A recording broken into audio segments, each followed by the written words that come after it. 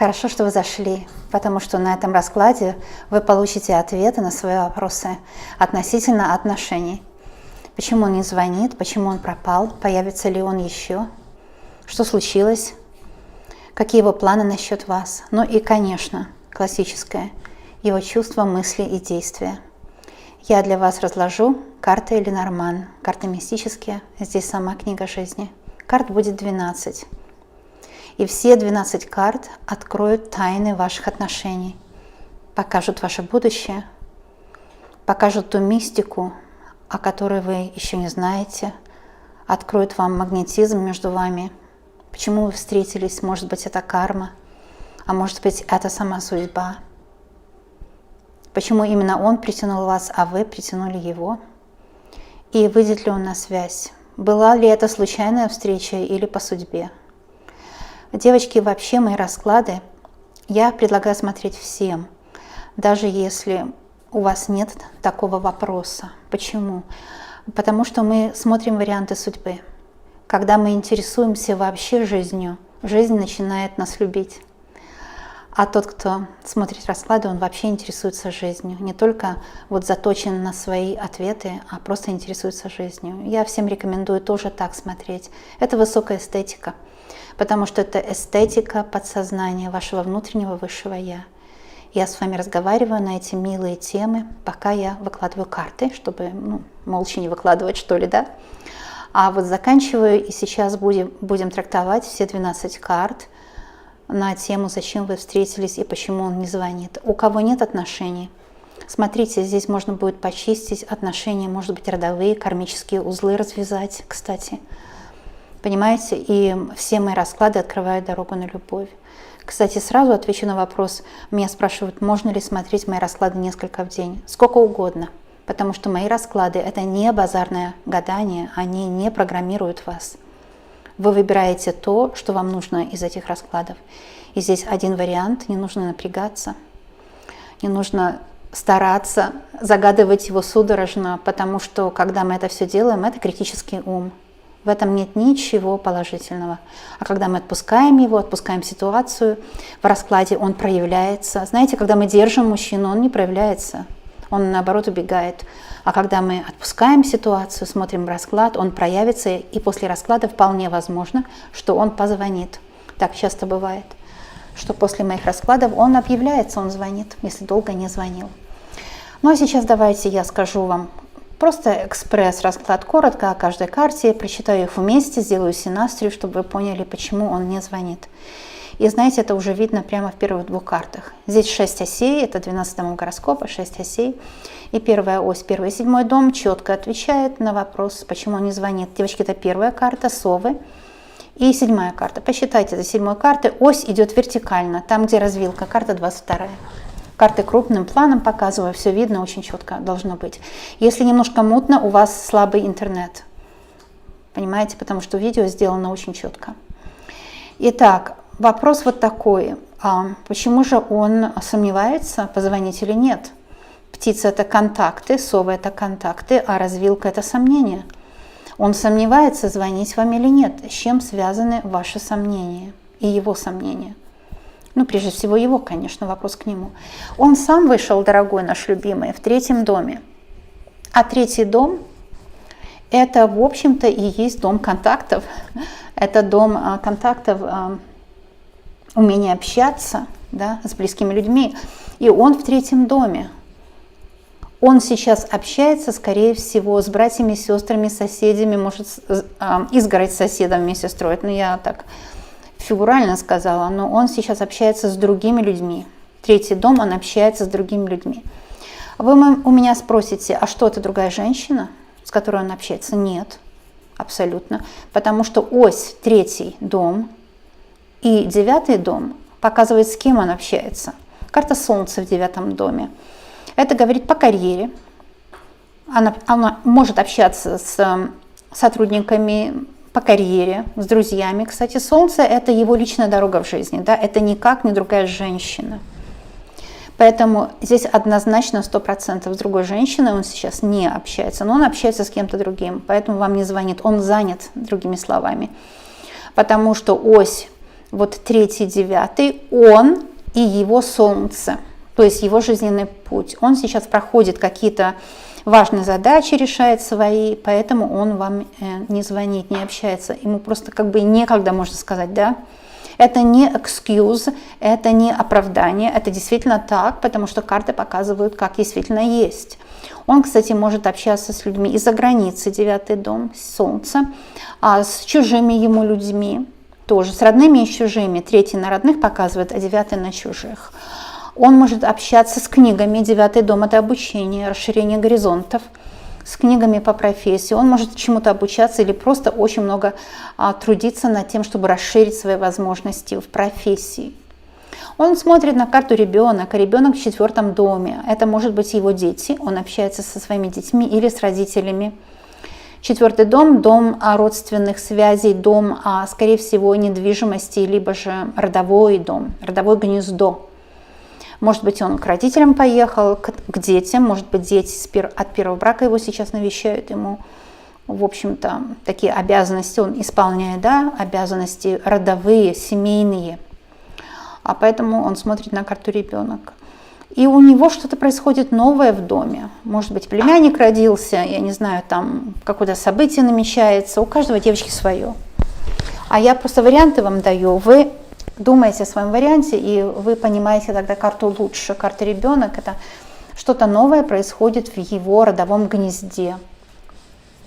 4-я карта ребенок в 4-м доме, она показывает также, что он хотел бы с вами встретиться, он хотел бы вас домой к себе пригласить, но сейчас пока не время, потому что следующая карта Луна, она говорит, что он вас любит, эмоционально очень с вами связан, но есть какой-то эмоциональный зажим, преграда эмоциональная. Потому что 5-й показывает на свидание, и да, он стремится при Луне на свидание с вами. Луна – это вечером свидание, по поздней дорожке. С кем? С вами, потому что вы в следующем доме. Следующая карта – это вас. Вы здесь в 2 ипостасиях вышли. Вы у него на уме. Вы у него на уме в 6-м доме – это работа, здоровье, и, может быть, он волнуется о вас. Может, он волнуется о здоровье в ваших отношениях. Где-то здоровье в ваших отношениях подкачивает. Может, вы поссорились, поэтому он не звонит. Он хочет собраться с мыслями, все переоценить ценности и так далее. Но вы его волнуете.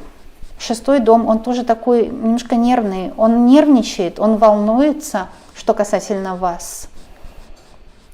А также это дом работы. Может, это служебный роман у вас, или вы работаете вместе, общий бизнес или один офис.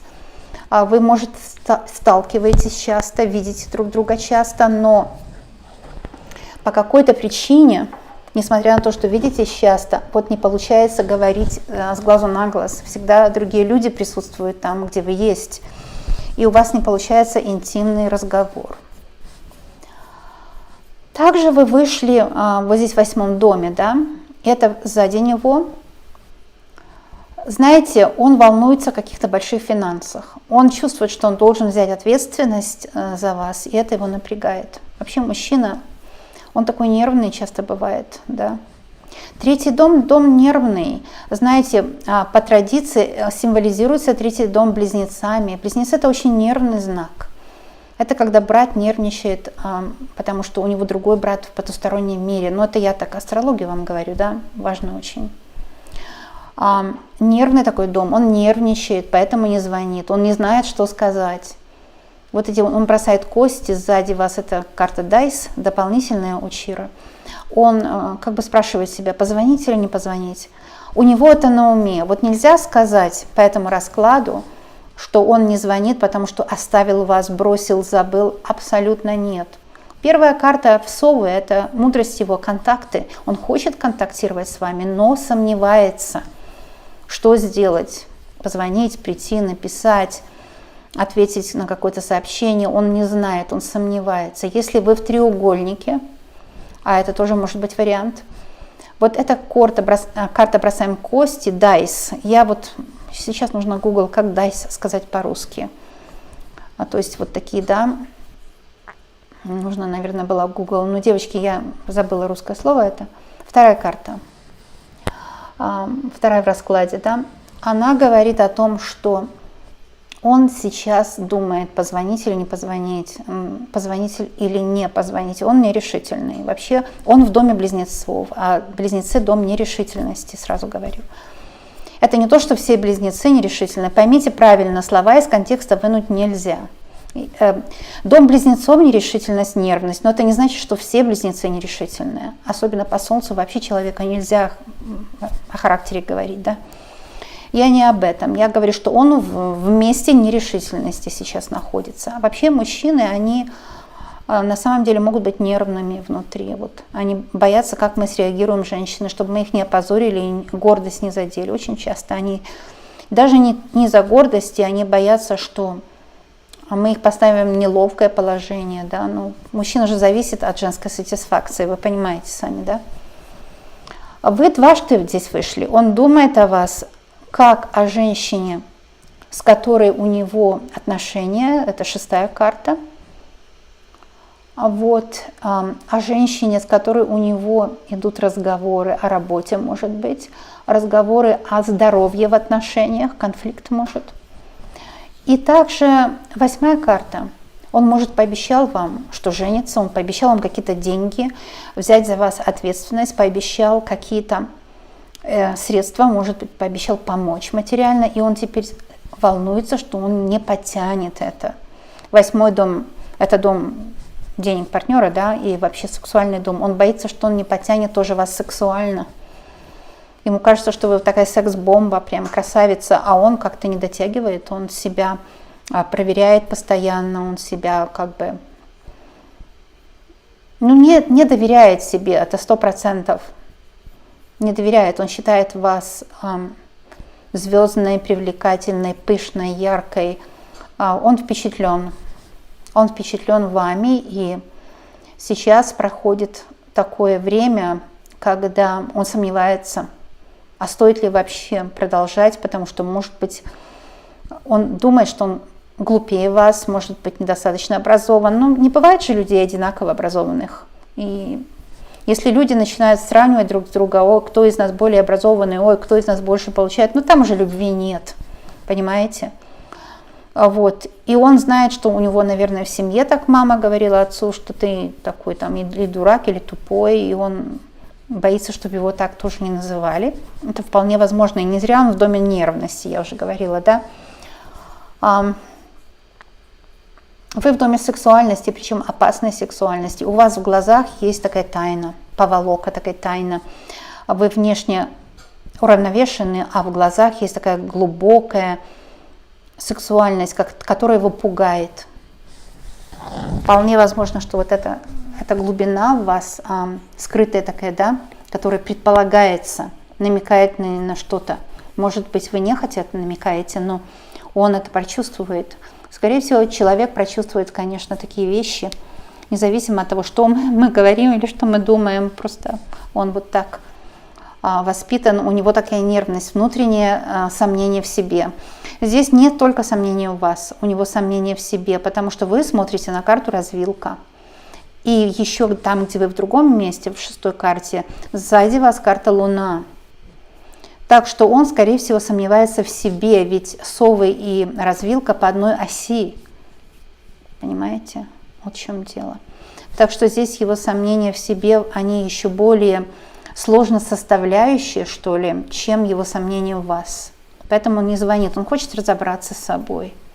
Позвонит ли он? Вопрос, да? Такой вопрос. Расклад на любой вопрос отвечает 12 домов. Нет таких вопросов, который расклад такой не открывал бы, да, в нем очень много составляющих, кстати, в профессиональном раскладе. Там я не буду сейчас секреты рассказывать, это можно на меня на уроках посмотреть. Но позвонит ли он вообще, я вам сейчас скажу, это однозначно, что карта Луна и 6-я карта, вы там, да, свидание наверняка будет, потому что Луна указывает, что он истосковался по вашей женской ласке. Он хочет вас обнять, прикоснуться к вашему телу. Его вот эта вот женская составляющая ваша, она манящая для него. Она его манит. Или манит, правильно сказать. Так что наверняка позвонит. Последняя карта, лиса, она четко характеризует нам чувство такое, что ему нужно разобраться действительно с собой, найти свой путь к вам, ему нужно быть смелее. Лиса — это смелость. Ему расклад как бы подсказывает квантово, да, будь смелее, come on, не волнуйся, не стесняйся, не зажимайся. Не нужно предвосхищать неудачу. Он боится, что вы ему откажете или насмеетесь над ним.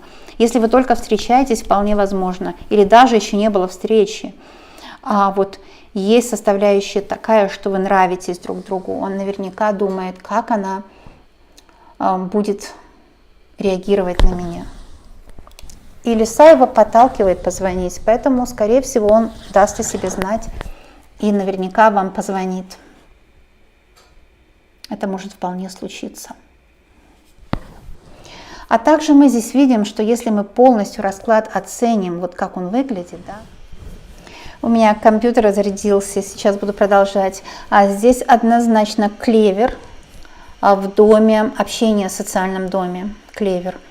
Так что я бы сказала, что если вы спрашиваете, если у него другая, клевер говорит, вероятность малая, что он общается с другой женщиной, и вероятность очень маленькая. Скорее всего, он сейчас где-то какие-то дела свои решает. Карта книга об этом. Книга у нас в доме казенном, то есть в доме его работы, скорее всего. Так что там может быть у него проволочки на работе, экстра какие-то проекты нужно делать, экстра дела. Он даже, может, вам написал, что сейчас очень занят, извини. Это по карте книга. Книга, ну, знаете, деловая карта такая, да? Казенный дом, его работа, его предприятие, если оно у него есть, либо же, если он работает на каком-то предприятии, где-то работает, у него там дела. И эти дела могут быть серьезные, новые дела. Ребенок на той же оси, что и книга, говорит о том, что может быть у него новые дела, новый проект какой-то. Он обучается, кстати, может быть, чему-то новому на работе. И сейчас он завален чем-то новым. Ребенок новая, книга дела. И это мешает ему позвонить. Понимаете, книга тоже могут быть деньги. Может быть, у него новые деньги. Новый какой-то заработок, может, он уехал на заработки в другой город, в другую страну, поэтому он сейчас не может выйти с вами на связь. Там, может, нет интернета, или же у него телефон такой, что он не может с вами связаться. Какое-то есть механическое препятствие, книга, какое-то механическое препятствие, конечно, есть. И книга связывается обязательно с тем, что вокруг Солнце и клевер. Эта карта хорошая. Я не вижу здесь, что есть измена. Была бы карта змея в каком-то сложном доме, да? Карта коса, змея, там гроб, или же крест. Мы бы говорили с вами, ну да, не звонит, потому что поставил крест. То есть закончил отношения. Или гроб, например, означало бы тоже, что закончил отношения. Но не сам по себе бы крест это означал. Нужны дополнительные карты. Второй Левинарман. Вообще нужно, конечно, расклады делать, чтобы узнать подробно и детально. Что и я делаю, постоянно расклады делаю, и тем более вот такие классические, которые на все вопросы отвечают. Сейчас я просто просуммирую все, чтобы вам было четко видно и ясно. Во-первых, начальный дом, он закладывает всему раскладу тон, и карта птицы говорит об общении. Он позвонит, он сейчас решает, когда, как, при каких обстоятельствах вам позвонить. Последняя карта, она тоже говорит о результате. Лиса, яркость, так что и находить путь к решению. То есть, скорее всего, он сейчас ищет возможность с вами связаться. Самым наилучшим для него выгодным образом. Вы скажете, зачем? Девочки, это хорошо. Когда другой человек нам старается понравиться, он обычно, знаете, у себя мухи в голове, он показывает нам свою какую-то одну сторону, которую его родители поддерживали, он думает, что с этой стороны он красавец, сексуальный, умный, а все другие стороны прячет. И нам кажется, он врет. На самом деле это естественно, это нормально. И это наоборот должно flatter you, то есть говорить о том, что он хочет вам понравиться, а значит любит. Мы нормально хотим понравиться тем, кого любим. Если есть люди, которые хотят понравиться врагам, это ненормально. Это психически больные люди, зависимые жертвы, да, которые хотят угодить врагам, как хотели когда-то угодить насильнику, тому человеку, который издевался. Это может быть отец. Меня часто упрекают девочки. У кого там счастливый отец, это одна из наверное, из 20-30 девочек. Вам повезло в жизни. В основном у многих, особенно наши, эти советские отцы, они часто были просто зверь. У меня был зверь-отец, я сразу говорю. Поэтому я и делаю чистки. Я прошла длинный путь самоисцеления и нахождения, как себе помочь. Поэтому я знаю, я выработала свой метод, как помогать в этом случае. Но у мальчиков тоже, знаете, могут быть отцы такие. Так что если он решил, что он с одной стороны какой-то должен себя только показать, он не врет, он хочет вам понравиться. Лиса говорит о том, что он сейчас созревает сексуально созревает, что ли, ментально, этически созревает, понимает себя с разных ракурсов, перестает прятать какие-то свои черты характера. Понимаете, если мы любим людей, мы любим их всех, и плюсы, и минусы, и понимаем, что и мы состоим из плюсов и минусов. Когда мы начинаем понимать себя, мы понимаем и других. Вот он в это время, у него сложное время, он начинает себя понимать. Он на такой оси, где карта Солнца под ним. Карта Солнца – это когда человек сам к себе дорогу находит, сам себя понимает, он на своем развитии, на своем пути находится.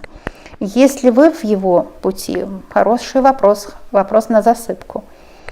Но для карт не бывает засыпок. Карты всегда четкие ответы имеют. Засыпать можно человека вопросами, да, он может провалить экзамен. А карты никогда не провалят никакой экзамен, потому что это разговор с высшим я, с высшей силой. Смотрите, если обратиться здесь к нумерологии, просто к нумерологии, что мы видим?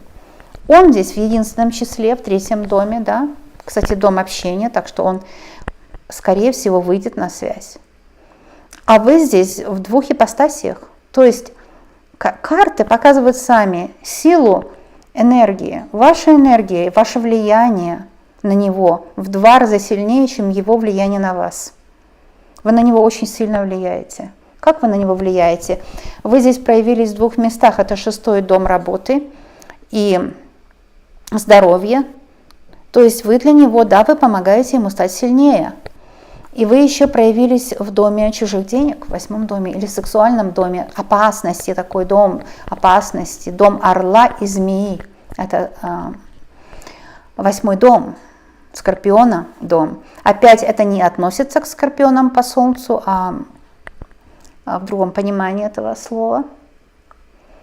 Вы в двойной ипостаси объявились здесь, и вы на него сильно влияете, как я уже сказала прежде, сексуально очень сильно влияете на него, а также влияете на него